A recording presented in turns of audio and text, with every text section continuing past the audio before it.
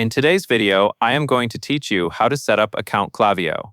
To begin, open your web browser and go to klaviyo.com. Make sure you are on the official Klaviyo website, especially if you arrived from a search result. Once the page loads, look for the button that says Get Started.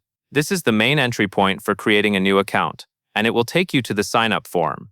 On the sign-up page, you will enter the email address you want to use for your Klaviyo account.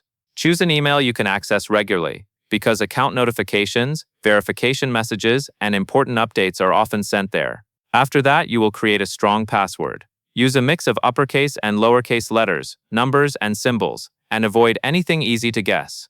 For better security, you can also use a password manager to generate and store a unique password. Next, you will type in your company website. Enter the website address for the business you are setting up in Klaviyo.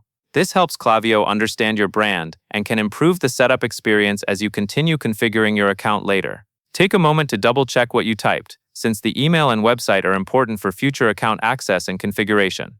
Once everything is filled in correctly, click the Create Account button.